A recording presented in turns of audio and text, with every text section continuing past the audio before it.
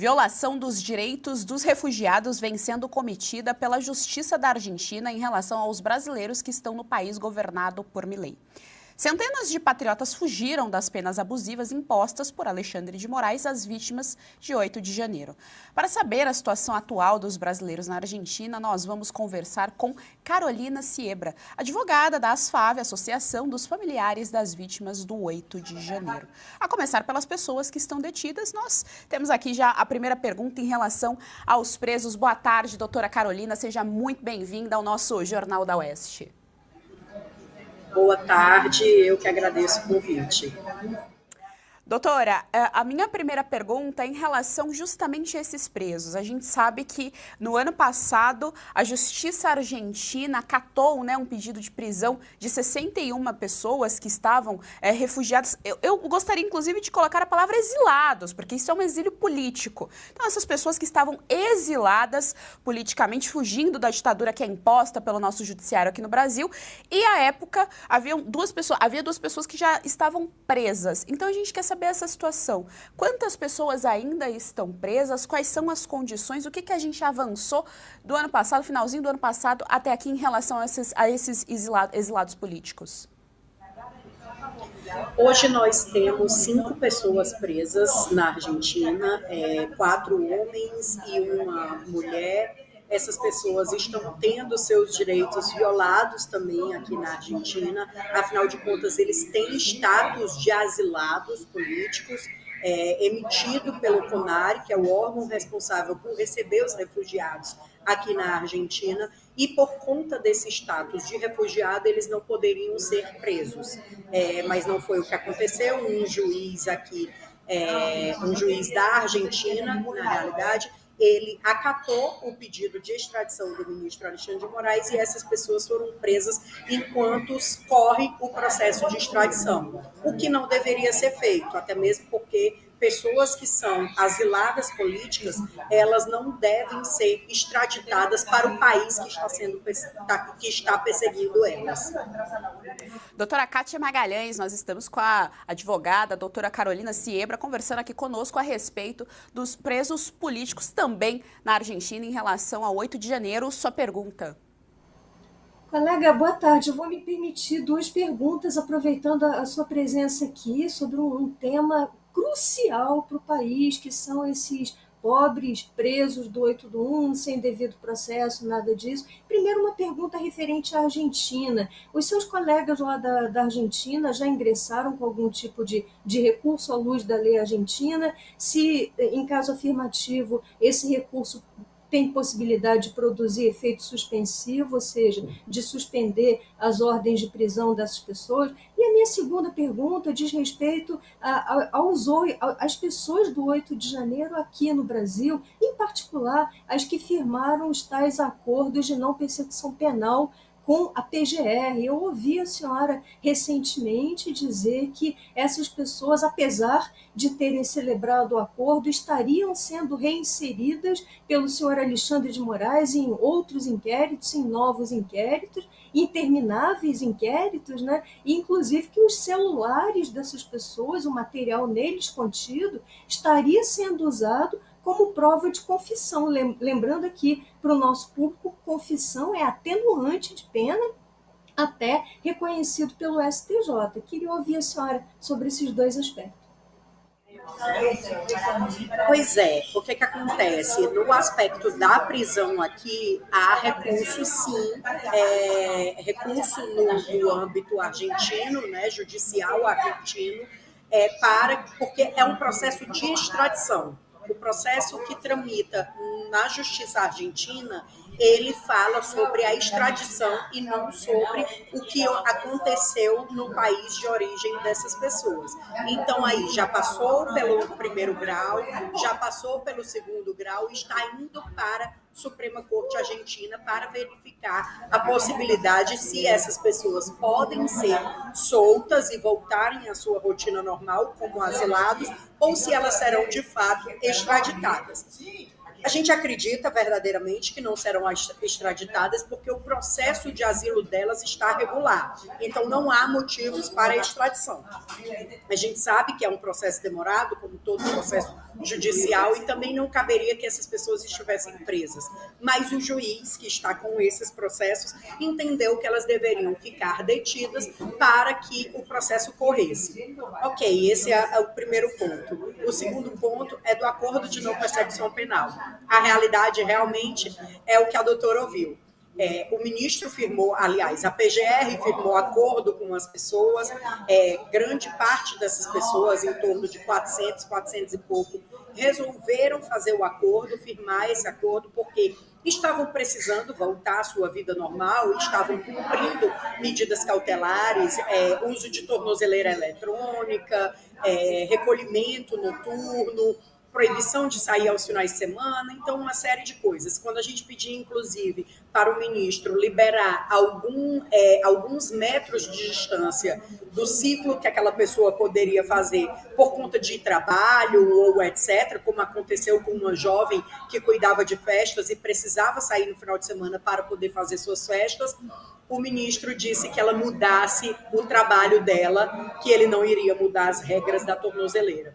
Essas pessoas firmaram um acordo porque precisavam se manter, né? Um dos direitos essenciais e primordiais é o direito à vida, né? Afinal de contas, na nossa Constituição.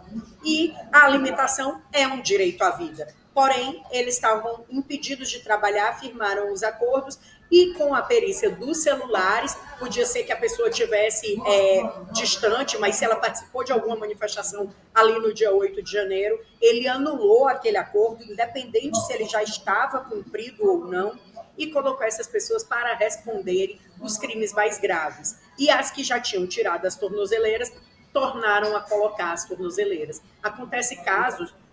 Aconteceu um caso de uma senhora que, ao receber essa notícia, ela já tinha pagado o valor, já tinha assistido todas as aulas de democracia, estava distanciada das redes sociais, cumprido o trabalho, né, ali social que tinha que fazer, e aí foi revogado o acordo dela e ela teve que recolocar a tornozeleira. Essa senhora entrou em profunda depressão e tentou o autoextermínio. Então, são situações que estão sendo graves, violações de direitos humanos que chegam a ser inacreditáveis. Jorge Serrão, nós estamos com a doutora Carolina conversando conosco a respeito dos exilados que estão na Argentina e saíram aí da nossa democracia relativa aqui do Brasil. Sua pergunta. Carolina Seabra, eu quero saber exatamente qual é a situação desse pessoal que está lá na Argentina, hoje como asilados, mas qual é o problema deles hoje em relação ao Brasil? Eles hoje são considerados foragidos, podem ser capturados eventualmente, tem algum pedido formal de prisão contra eles? O juiz acatou 5 casos, mas tem outros que podem também ser acatados e ampliados. E até agora, o que vocês sabem da posição do governo Milei em relação a esse assunto? Oi, Serrão. Então, o que acontece? As pessoas que estão aqui estão com status de asilado, mas mesmo assim temos conhecimento de uma lista com 61 nomes que tem esse pedido de extradição, né? E aí o pedido de extradição, o juiz local vai decidir se essas pessoas serão presas e serão sofrer todo esse processo que essas outras 5 estão sofrendo. E isso causou um pânico geral nas pessoas, inclusive nas pessoas que estavam trabalhando e em seus empregadores, porque aí, com a notícia dessas 5 prisões, os empregadores ficaram com medo de empregar pessoas que estão com esse status de asilado. E aí eles começaram a passar por muita dificuldade. Estavam tentando viver uma vida normal, mas não estavam conseguindo por conta dessa informação que surgiu de 61 pessoas em uma lista. As informações que temos é essa. Inicialmente, saiu em um jornal no Brasil que as pessoas estavam em uma lista da Interpol. O que a gente sabe é que essa lista oficialmente não existe, né? Mas isso não significa que ela não possa existir de alguma forma oculta, assim como são os processos do ministro Alexandre de Moraes, o que causa pânico e terror também nessas pessoas que estão vivendo num sentimento de ameaça todo o tempo, né? É uma situação lamentável, porque a gente não tem como dizer que as pessoas voltem a viver sua vida normal, estavam buscando proteção da Argentina e foram surpreendidas com essas prisões. Quanto ao governo Milei, ele tem se mantido inicialmente silente de todas as situações que têm acontecido aqui.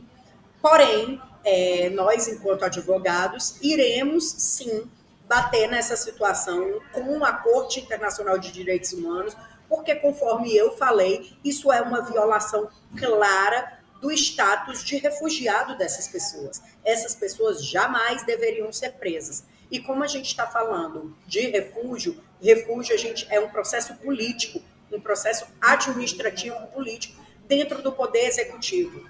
A partir do momento que essas pessoas, mesmo com esse abrigo, proteção da Argentina, são presas pelo judiciário também argentino, que é um dos poderes, o governo da Argentina terá que responder pela violação de direitos humanos. Como eles são signatários do pacto que protege os refugiados, eles terão que responder perante a Corte Interamericana de Direitos Humanos sobre essa violação de direitos humanos. A correspondente do Jornal da Oeste na América Latina, Maria Laura Assis, acompanha de perto a situação dos brasileiros exilados na Argentina e se junta agora à nossa conversa aqui. Boa tarde, Maria Laura, seja muito bem-vinda ao nosso Jornal da Oeste. Maria Laura, a gente sabe que você teve contato com esses exilados políticos, conversou com eles. Qual que é a sua impressão em relação ao caso e o que eles relataram durante essas entrevistas, durante essas conversas? Boa tarde, Geisiane, boa tarde a toda a nossa audiência. Sim, não apenas mantive contato com alguns familiares também desses exilados, como também com os advogados que estão trabalhando atualmente aqui nos casos desses 5 detidos. De acordo com os advogados, o pedido de soltura foi negado tanto pela primeira como pela segunda instância, devido, de acordo com eles, que é uma possibilidade de fuga, que não faz sentido tendo em conta que essas pessoas vieram para a Argentina em busca de refúgio. Isso terminou, como a doutora Carolina já explicou a vocês, terminou assustando os demais refugiados aqui do país, que alguns até fugiram para outros países limítrofes aqui da Argentina e outros estão aqui permanecendo de forma medosa, né? Porque eles têm medo justamente de que a polícia no dia de amanhã bata em suas portas e os leve presos. Lembrando a vocês que os primeiros presos foram presos logo após a renovação do documento provisório de asilo aqui na Argentina. Então temos a maioria desses patriotas que hoje têm medo de permanecer aqui no país, até mesmo pelo silêncio do governo de Javier Milei. Doutora Kátia Magalhães, nós temos agora conosco a nossa correspondente Maria Laura Assis, nossa correspondente na América Latina. Sua pergunta.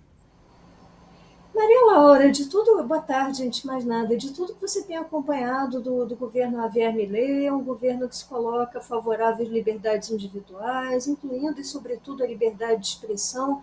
Qual a sua expectativa? Eu sei que é uma pergunta espinhosa, mas eu acho que é uma pergunta cabível. Qual a sua expectativa em relação a uma eventual decisão do governo Milei? Você acredita que ele venha bater o martelo e dizer não, essas pessoas não delinquiram de modo algum, como foi feito nos Estados Unidos em relação ao caso Alan dos Santos, um caso análogo? Você acha que Milei pode se nutrir essa expectativa em relação a ele ou não?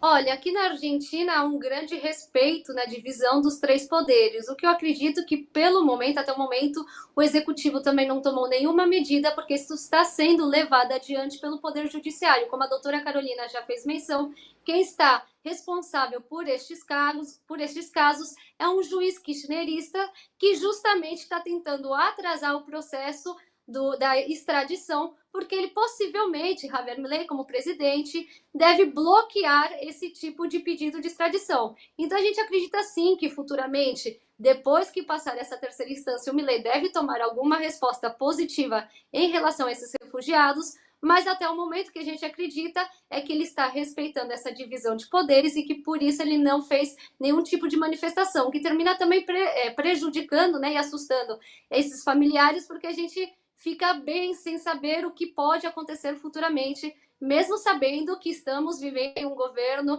que sempre preza pela liberdade de expressão e pelo bem dos cidadãos. Então, a gente espera que realmente essa resposta seja positiva por parte do Poder Executivo, assim quando passar pela terceira instância.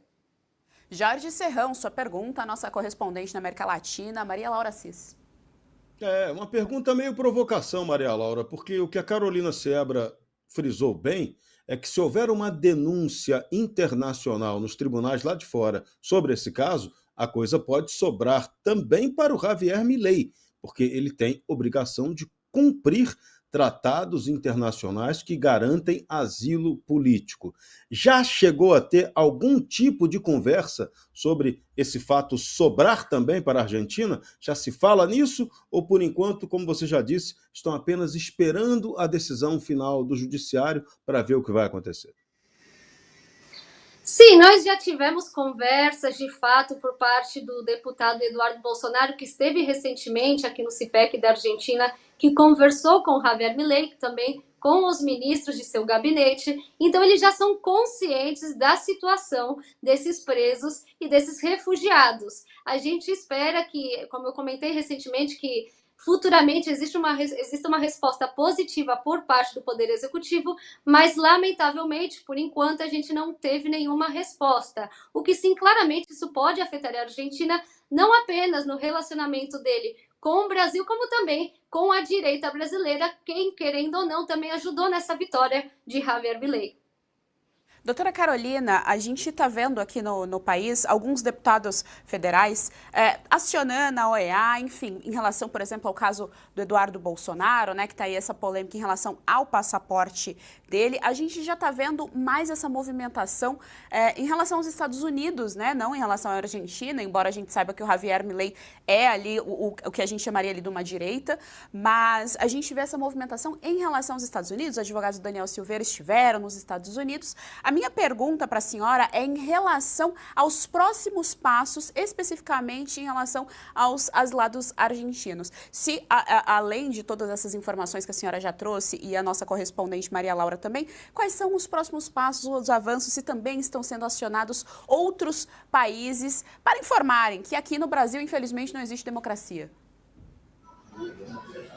A gente tem feito essas viagens internacionais, estivemos com o Dr. Paulo Faria lá nos Estados Unidos também, fomos ouvidos pelo Pedro Vaca novamente, fomos ouvidos pela relatoria ali, uma comissão que cuida dos direitos humanos ali mais urgentes, né, na OEA, e a gente vai continuar acionando todos os países e todos os parlamentares que a gente conseguir para mostrar o que está acontecendo no país. Hoje, o nosso trabalho também é esse, de informar as pessoas para que elas estejam atentas, porque, como aconteceu na Argentina, que essas pessoas que estão sendo perseguidas buscaram abrigo na Argentina, isso pode acontecer em qualquer país. Aonde essas pessoas puderem chegar, elas irão chegar porque estão buscando proteção.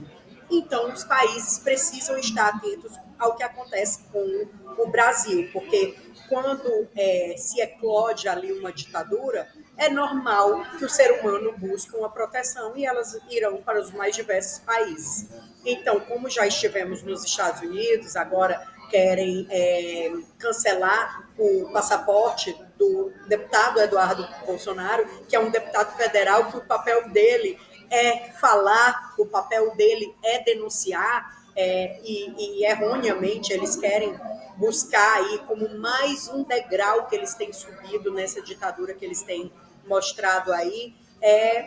Onde formos, iremos contar a nossa história. Temos um relatório robusto, com várias provas, nada que a gente fala é sem comprovar, nada que a gente fala é sem um estudo prévio. Então, temos a tranquilidade de levar para qualquer lugar do mundo a história dos brasileiros que estão sofrendo essa tortura, não só psicológica, quanto física, como a violação dos direitos deles também. nós conversamos com a doutora Carolina Siebra a respeito do caso dos exilados na Argentina, ou asilados também, que é ali a terminação jurídica, exilados do ponto de vista sociológico e da ciência política. Muito obrigada, doutora, pela sua presença aqui no nosso Jornal da Oeste. Tanto o Jornal da Oeste quanto a Revista Oeste são defensores da liberdade e, portanto, estão sempre de portas abertas para recebê-la. Muito obrigada, tenha uma boa tarde. Eu que agradeço. Obrigada e boa tarde. Nós estivemos também com a nossa querida correspondente na América Latina, Maria Laura Assis, conversou aqui conosco também sobre os nossos exilados políticos da Argentina. Maria Laura, muitíssimo obrigada pela sua presença no nosso Jornal da Oeste. Até semana que vem, hein? Eu que agradeço. Muito obrigada.